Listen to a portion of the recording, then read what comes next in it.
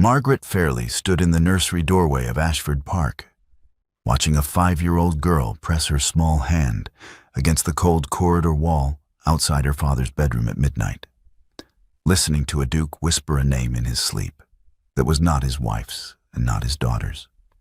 The name was Margaret's own.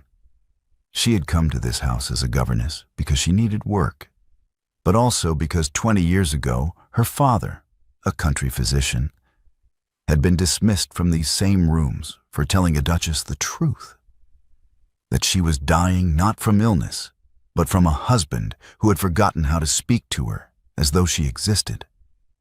Now Margaret knelt in the dark hallway, wrapping her arms around a silent child who had been decoding her father's warmth through a bedroom wall, and understood with perfect clarity that some families pass down silence the way others pass down silver, and that she had walked into a house that had been killing itself with correctness for a generation. April 1824. The hired carriage rolled to a stop on the gravel drive of Ashford Park, and Margaret Fairley stepped down into a world she had studied from the outside for 20 years.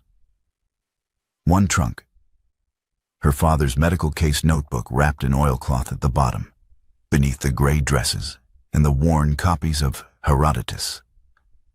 The spring air carried the scent of apple blossom and freshly turned earth.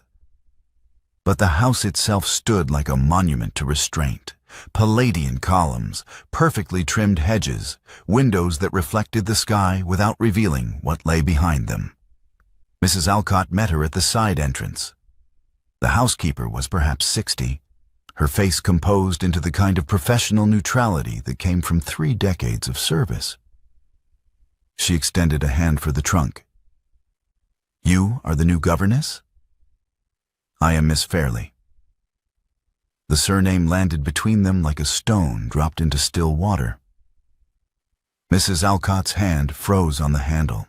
Her eyes went to Margaret's face, searching for resemblance or confirmation. "Fairley, are you any relation to Dr. Robert Fairley of Thornbury?" Margaret met her gaze without flinching. "My father." The quiet that followed held weight. It was the quiet of a woman calculating how much truth to acknowledge and how much to bury beneath the duties of the present moment. Mrs. Alcott's composure returned like a curtain drawn across a window. "Welcome to Ashford Park, Miss Fairley. The children are in the nursery. I will show you the way." They walked through corridors lined with portraits of men in ermine and women in pearls, all of them painted with the same expression of dignified remoteness. The house smelled of beeswax and lavender. Their footsteps echoed on marble, then softened on carpet as they climbed the east staircase. "The previous governess left 3 weeks ago," Mrs. Alcott said. Her voice was carefully neutral. "Miss Lily has not spoken voluntarily to an adult outside the family in 2 years. Master James is resistant to instruction." "Resistant how?" "He performs obedience without cooperation. You will understand when you meet him." The nursery occupied 3 rooms on the 2nd floor, a schoolroom, a playroom, and a bedroom the children shared. Sunlight streamed through tall windows overlooking the garden. The space should have felt warm. Instead, it felt like a stage set. Books arranged by size, toys lined up with military precision, 2 small desks positioned at exact intervals. James stood by the window with his arms folded. 8 years old, already tall for his age, with dark hair and his father's sharp features. He did not turn when they entered. Lily was behind a chair. Margaret caught a glimpse of blonde curls and a white pinafore before the child ducked out of sight completely. "Master James, Miss Lily," Mrs. Alcott said. "This is Miss Fairley, your new governess." James turned. His face was a perfect mask of polite indifference. "Good afternoon, Miss Fairley." "Good afternoon, James." "I am Master James." Margaret crossed the room and sat on the floor. Not on a chair, not at the desk. On the carpet, her gray skirts pooling around her, her back against the bookshelf. She opened her traveling bag and withdrew a leather-bound volume. "I am told you are difficult." James's mask cracked for half a second. "We are not difficult." "Good. I brought Herodotus, a Greek who wrote about wars and monsters, and a king who wept because every person he could see from a hilltop would be dead within 100 years. It is not a book for children, which is why I thought you might like it. Shall I read?" No response. Then Lily's face appeared around the edge of the chair. 5 years old, pale blue eyes, watching Margaret with the intensity of someone trying to solve a puzzle. Margaret held out her hand, palm up, not reaching, offering. "You may sit with me if you like, or you may stay where you are. I will read either way." She opened to the first page and began. Her voice was steady, clear, designed to carry across a sick room or a lecture hall. She did not perform the text. She trusted it. By the end of the first chapter, Lily had moved from behind the chair to the edge of the carpet. James had shifted 2 feet closer, but would not admit it. Margaret closed the book. "That is enough for today. Tomorrow we will learn why the Spartans were terrible at parties." Lily's mouth twitched. Not quite a smile, but the beginning of one. From the doorway, Mrs. Alcott watched. Her hands were folded at her waist, her face unreadable. But her knuckles were white. 3 weeks passed. The household began to breathe. Lily spoke voluntarily for the first time on a Tuesday morning. Margaret was arranging botanical specimens, comfrey cuttings she had brought from her father's garden in Thornbury, on the windowsill when Lily appeared at her elbow. "What is that one called?" Margaret did not react with surprise or excessive enthusiasm. She simply answered, "Comfrey, Symphytum officinale. It mends broken bones." "How?" "No one knows precisely, but if you make a poultice from the root and apply it to a fracture, the bone heals faster. My father used it for 20 years. "Was your father a physician?" "He was." Lily touched the leaves with careful fingers.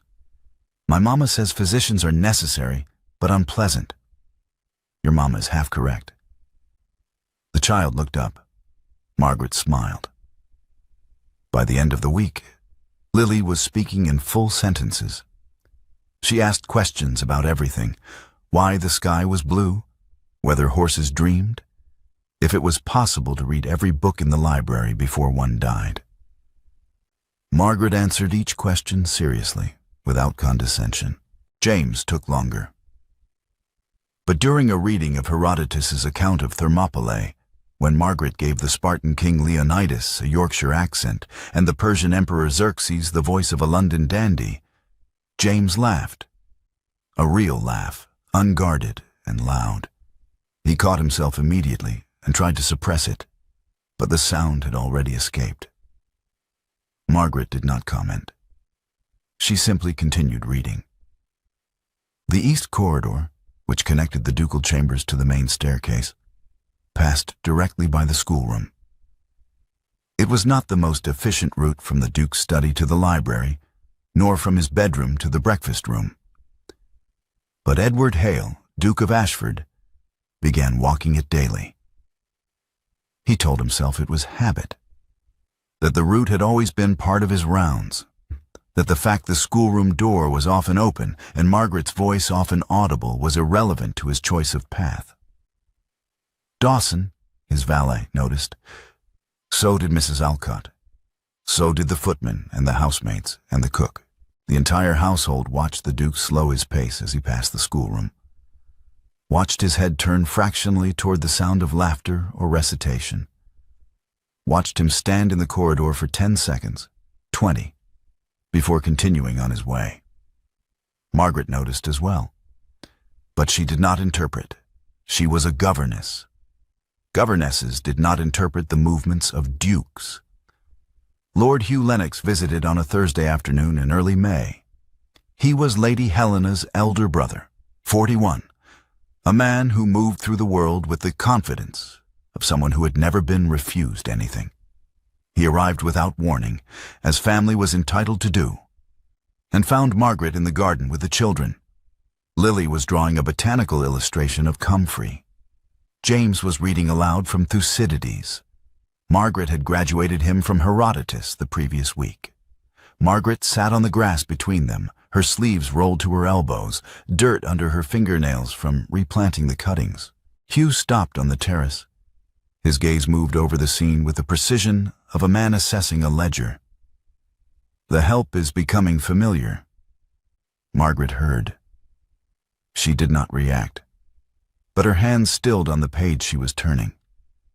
That evening, Hugh joined Edward in the study for port. The conversation turned, as it always did with Hugh, to alliances and expectations. Your household has become remarkably informal. Edward looked up from the estate reports. Informal how? The governess. I saw her in the garden, on the grass, with the children. That is her function. Her function is instruction, not intimacy. Edward's voice went cold. Miss Fairley has accomplished in 3 weeks what 4 previous governesses failed to do in 2 years. Lily speaks. James reads without coercion. If her methods are unorthodox, they are also effective. Hugh raised his glass. Of course, I merely observe that the staff should remember their place. Miss Fairley knows her place. Does she? Edward set down his pen with a precision that bordered on violence. If you have a concern about the management of my household, state it plainly. Hugh smiled. No concern, merely an observation. But the observation had been made, and Hugh Lennox did not make observations without purpose. That night, Dawson helped Edward prepare for bed. The Duke was silent, his jaw tight. When Dawson withdrew, Edward lay in the darkness beside his wife and did not sleep for an hour. Lady Helena lay with her eyes closed, her breathing steady. She had perfected the appearance of sleep years ago. When Edward finally slept, his breathing changed, deepened, and then, barely audible, a name. Margaret. Dawson, passing in the corridor on his way to the servants' quarters, heard it. He stopped, listened, heard it again. The next morning, he reported it to Lady Helena. Not from malice, from duty. A valet's first loyalty was to the household's stability, and a duke whispering a governess's name in his sleep was a threat to that stability. Helena thanked him, dismissed him, sat at her dressing table and stared at her own reflection until her maid knocked to ask if she required assistance. That night, and every night after, Helena lay awake, counting breaths, waiting, past midnight. The house was silent except for the usual sounds, floorboards settling, wind against glass, the distant hoot of an owl in the park. Lily woke from a nightmare. She did not call for the nursemaid. She had learned over 5 years of life that calling produced only the minimum required response. A hand on her shoulder, a murmured reassurance, a departure as soon as she stopped crying. Instead, she climbed out of bed, pulled on her dressing gown, and padded barefoot into the corridor. She'd been doing this for weeks, ever since Miss Fairley arrived and the house began to feel different. Lily could not articulate what had changed, but she knew that something in the architecture had shifted. The walls were the same. The people were not. She walked down the main staircase, her hand on the banister, her feet soundless on the carpet runner. She turned left at the landing and continued to the west wing, where her father's chambers were located. She did not knock. She did not enter. She simply stood outside the door, in the dark, listening. At first there was nothing. Then her father's breathing changed, a shift from the steady rhythm of deep sleep to something lighter, more restless. And then a name, spoken with tenderness, with warmth, with the kind of softness Lily had never heard in his waking voice. Margaret. Lily pressed her hand against the cold wall.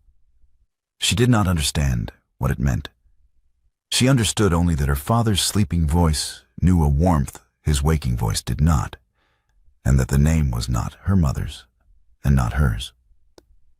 She slid down the wall and sat, knees drawn up to her chest, listening.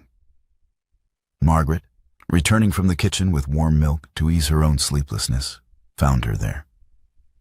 The child looked impossibly small in the vast corridor. A white nightgown, blonde hair loose around her shoulders, her face tilted toward the door as though she could see through it if she concentrated hard enough. Lily. The child's head turned. Her eyes were dry but enormous. "What are you doing here?" Lily did not answer. Margaret set down the cup and knelt. The floor was cold through her dressing gown. "Did you have a bad dream?" A nod. "Do you come here often?" Another nod. Margaret looked at the door, at the child, at the narrow space between them. She understood with the clarity that comes from years of watching families from the outside exactly what Lily had been doing, exactly what she had heard. She wrapped her arms around the child and held her. Not tightly, just enough that Lily could feel she was not alone in the dark corridor outside a door neither of them could open. After a long moment, Margaret lifted her. Lily was too old to be carried, but she did not protest. She wrapped her arms around Margaret's neck and buried her face in her shoulder. Margaret carried her back to the nursery, tucked her into bed, sat on the edge of the mattress until the breathing steadied and the small body relaxed into sleep. She did not tell anyone what she had found, but she knew now. The house knew. Lily knew, and the man behind the door did not. The connection deepened through accumulated proximity, small moments that meant nothing individually and everything in aggregate. In the library one evening, Margaret brought James's compositions to show the Duke. It had become a weekly ritual. She would present the children's work, Edward would review it with the kind of attention he gave estate reports, and they would discuss progress in voices carefully modulated to remain professional. This week, James had written an essay comparing the Peloponnesian War to a dispute between two neighboring estates over water rights. It was clever, irreverent, and demonstrated a grasp of Thucydides that exceeded most university students. Edward read it twice. "He has your voice. He has his own voice.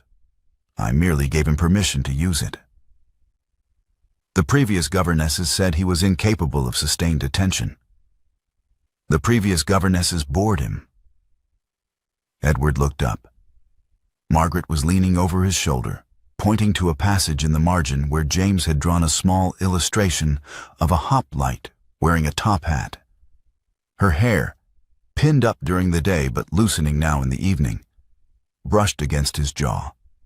Neither moved. His hand rose, without decision, without thought. It came to rest against the small of her back. Not gripping, not pulling. Simply resting there, the weight of a palm through muslin and wool, warm and steady. 4 seconds. 5. Margaret straightened. The hand fell away, but the warmth remained on her spine like a word unspoken. She gathered the papers. "I will tell James you were pleased." "I am pleased. Good night, Your Grace." "Good night, Miss Fairley." She left. He sat in the library for another hour, staring at the essay without reading it.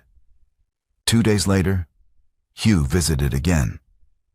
This time he arrived during lessons and stood in the garden where he had a clear sight line to the schoolroom windows. Margaret was teaching Lily to sketch botanical specimens. The child's tongue poked out in concentration as she tried to capture the curve of a comfrey leaf. Hugh watched for 10 minutes. Then he smiled and walked toward the stables. That evening, Edward was in the drawing room when he noticed the curtain. The heavy damask drape that usually remained open to allow light into the schoolroom had been pulled across the window facing the garden. He crossed the room and adjusted it. Not open, not closed.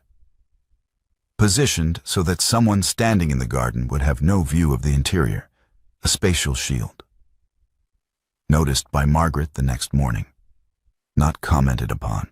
The night after Margaret found Lily in the corridor, Edward woke at 3 in the morning with the certainty that something was wrong. He rose, pulled on his dressing gown, and moved through the house on instinct. He found Margaret in the nursery. Sitting on the edge of Lily's bed, the child asleep between them. Margaret's hands gripped the blanket edge.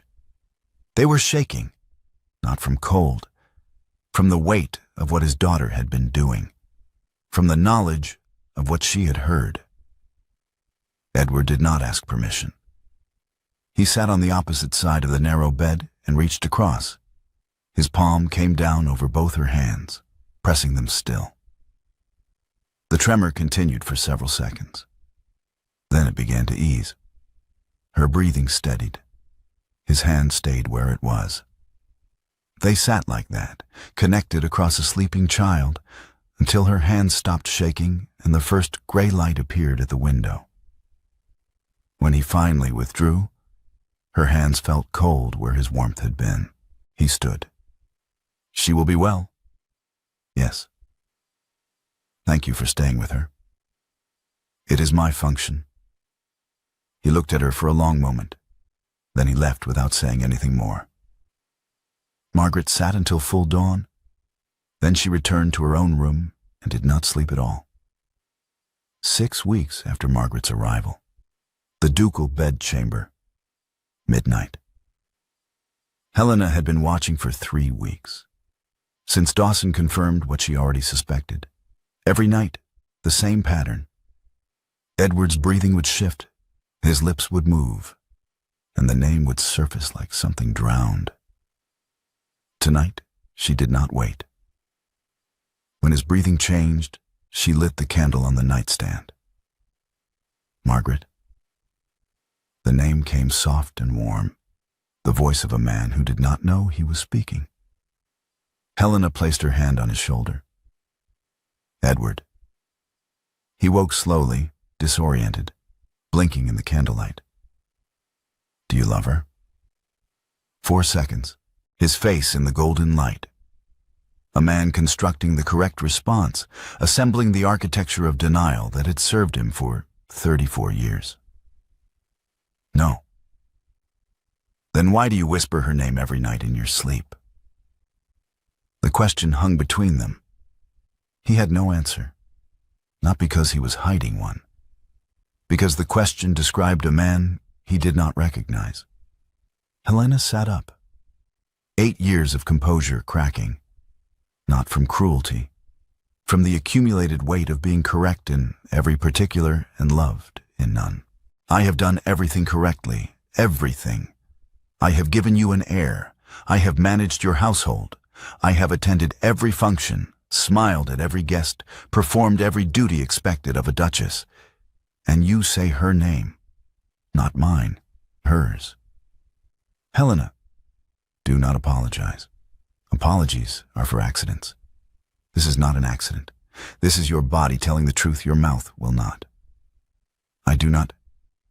I will manage this, Edward, as I have managed everything else in this marriage." She blew out the candle, lay back down, did not sleep. In the morning, she summoned Margaret to the drawing room. Margaret entered and curtsied.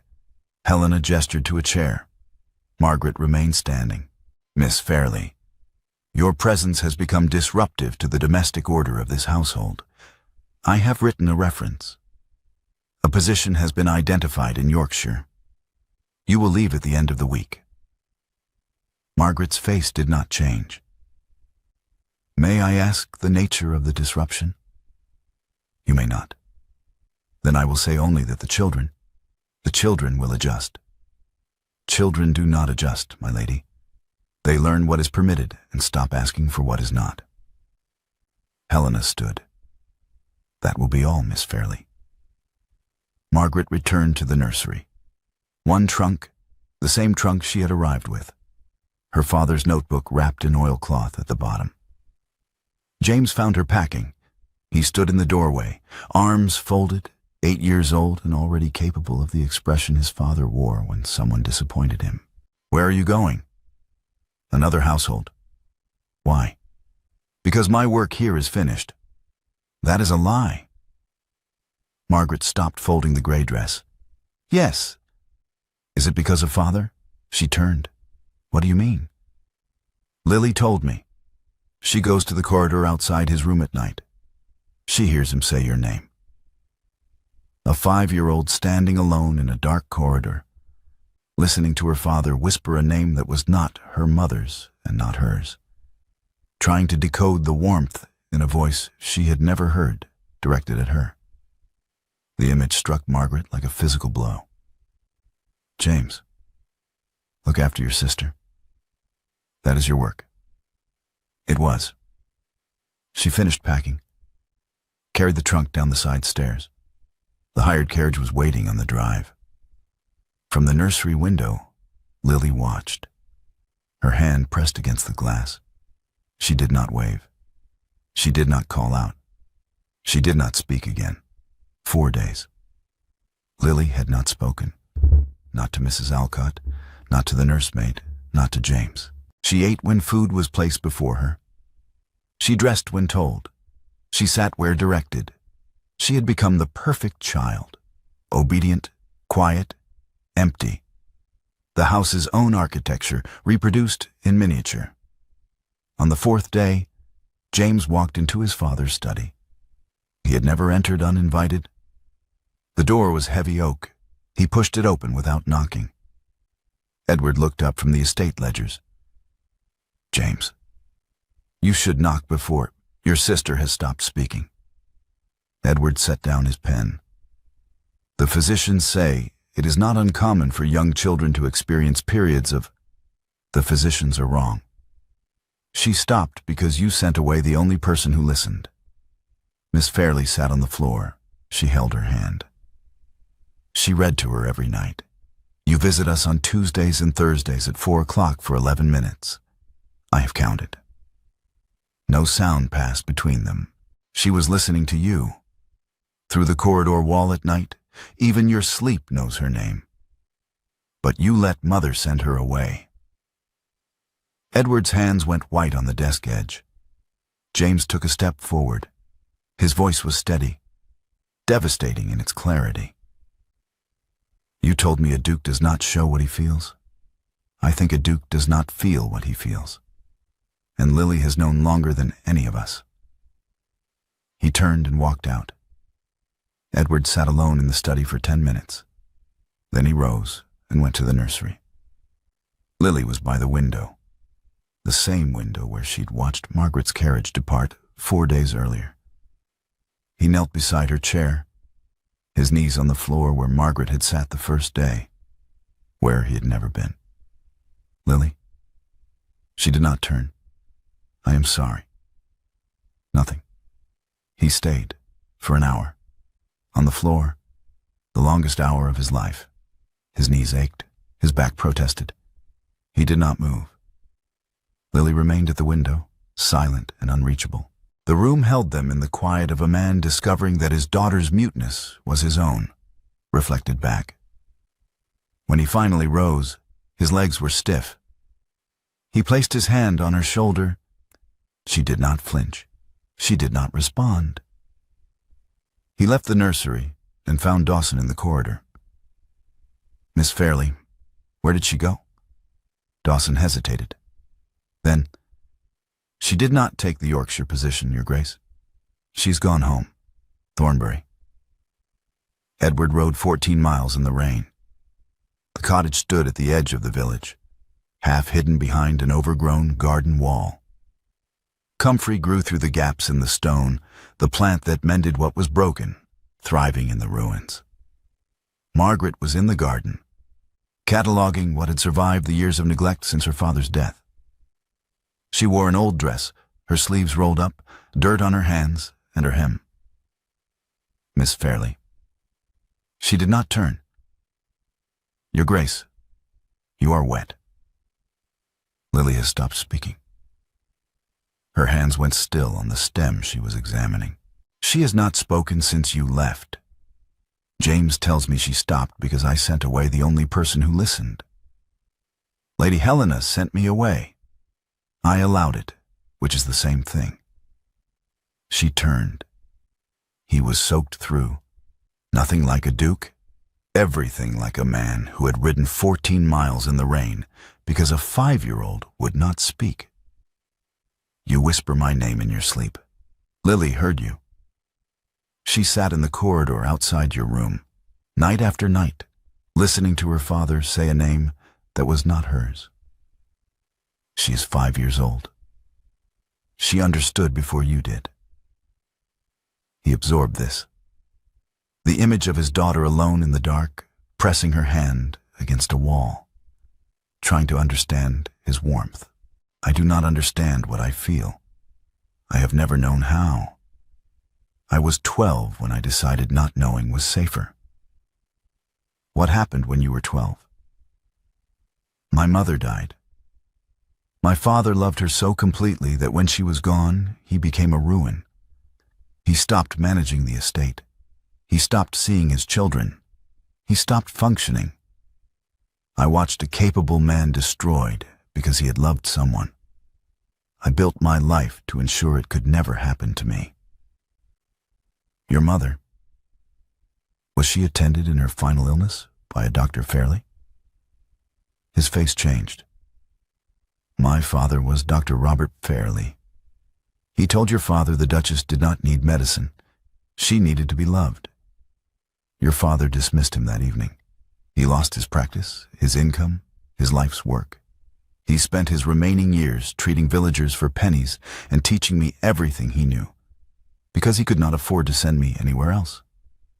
She crossed to the cottage and returned with a leather-bound notebook, opened it to a page marked with a dried sprig of comfrey.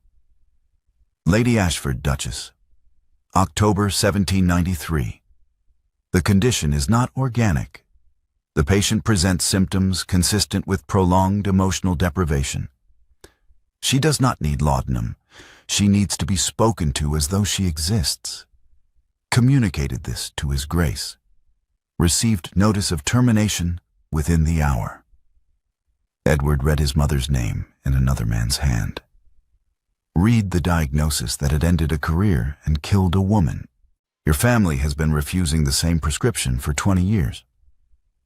My father offered it and was destroyed. I offered it and was dismissed. And you stand in my father's garden and tell me you do not understand what you feel. Margaret, I will not return to a household where I will love your children, and you will watch me from the east corridor and whisper my name at 3 in the morning, and at breakfast I will be Miss Fairley, who is told where to sit and when to leave. I have been that woman in every household I have served. I will not be her in yours. Tell me what it would require.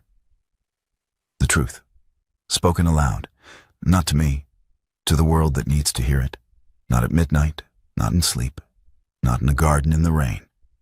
If I am worth a name you cannot stop saying, I am worth saying it where it costs you something. I will. When you have, send word. I will be here, tending what survives. He mounted his horse and rode back through the rain. 10 days later, London, the Lennox townhouse on Grosvenor Square. Hugh Lennox had arranged everything. A formal dinner. 16 guests, members of Parliament, a bishop, 2 viscounts, the French ambassador. The table set with crystal and silver. The evening designed to present Edward and Helena as a united front and contain the scandal before it spread beyond the household. Edward arrived on time. Dressed correctly in black evening coat and white cravat, he was not alone. Margaret stood beside him in the entrance hall. Gray silk dress, simple, well cut, purchased with money she had saved over 3 years of governessing. No jewels. Comfrey pinned at her collar, the white flowers stark against the fabric. Hugh appeared at the top of the stairs, his composure fractured for precisely 1 second. Then it returned, harder than before. "Edward, what is this?" "This is Miss Margaret Fairley. She will be dining with us this evening." "That is not possible. The table is set. The guests are arriving. This is a private family matter, not—" "Then we will make room. They always do for a duke." Hugh descended the stairs. His voice dropped to a murmur meant only for Edward. "You are making a spectacle of yourself, of Helena, of this family." "I am telling the truth, finally." The dining room. 16 guests seated. Helena at the far end of the table. She had not been warned. When Edward entered with Margaret, her face cycled through shock, recognition, and then something that looked almost like relief. Hugh attempted damage control. He gestured to a footman, whispered instructions about rearranging place cards. But Edward was already moving toward the head of the table. He did not sit. He stood. The room quieted. For 20 years, this family, my family, has operated on a principle that feeling is a weakness and the appearance of control is more important than the truth inside it. My father enforced this principle by dismissing a physician who told him to love his wife. I have enforced it by visiting my own children on a schedule and sleeping beside a woman whose name I do not say in the dark. He looked at Helena, not with cruelty, with the first honest thing he had said to her in 8 years. "I have been a correct husband and an absent one. I have given you courtesy and called it marriage. You deserve more than a man who says another woman's name in his sleep. You asked me if I loved her. The answer is yes. I did not know it then. I know it now. My daughter taught me, by refusing to speak until I learned to listen." Hugh stood. "Edward, this is inappropriate," Mrs. Alcott's voice from the doorway. She had come to London with the household staff. She was not invited into the dining room. She stood where servants stood, at the threshold, in the shadows. But her voice carried. "I served the late Duchess. I was 17. I watched her fade inside those walls because no one in this family knows how to stay in a room with someone who needs them. I said nothing. For 20 years, I said nothing. A word when the physician was dismissed, when the Duchess died, when this household repeated every silence I failed to break. Miss Fairley's father was the man who told the truth about your mother, Your Grace. Miss Fairley is the woman who told the truth about your children. I will not watch another woman be dismissed from this house for the crime of caring. Not validation. Confession." The room was utterly silent. Helena stood. The guests watched her, waiting for tears or fury. She gave them neither. She crossed the room, stopped before Margaret. "I dismissed you because you had what I wanted, not the Duke, but his attention. That was wrong. The children need you. They always needed you. What this family does with that truth is not my burden to carry anymore." She walked out of the dining room, out of the townhouse, into a carriage that carried her to her sister's house in Bath. Hugh watched his carefully constructed alliance collapse. "You have destroyed this family's reputation." Edward met his gaze. "This family's reputation was built on 2 people pretending to be married. Pretense has a shorter lifespan than you imagine." He extended his hand to Margaret. She took it. They left through the front door, past 16 guests who would spend the next month repeating every word they had heard. 3 days later, Thornbury. Margaret was planting comfrey where the old plants had died, The species returned from root fragments. It survived being broken. Edward arrived in morning light. No rain this time. Clear sky, bird song, the scent of earth and growing things. I told them. I heard. Mrs. Alcott wrote to me. Helena has gone to her sisters in Bath. She was relieved. Relieved is not the same as well. No, but it is the same as honest. She said she's been waiting for me to tell the truth longer than I knew there was truth to tell. And Hugh told me I had destroyed the Lennox alliance. I told him the alliance was built on two people pretending to be married, and pretense has a short lifespan. The garden held them, comfrey and morning light. Lily, still not speaking, she will speak for you. You cannot know that. I know that she sat in a corridor in the dark, listening to you whisper my name, and she understood what it meant before you did. A child that perceptive is not silent because she cannot speak. She is silent because she is waiting for the adults to be honest. He stood among the ruins of her father's garden. She knelt in the dirt, her hands full of roots and earth. My father wrote about your mother in his notebook.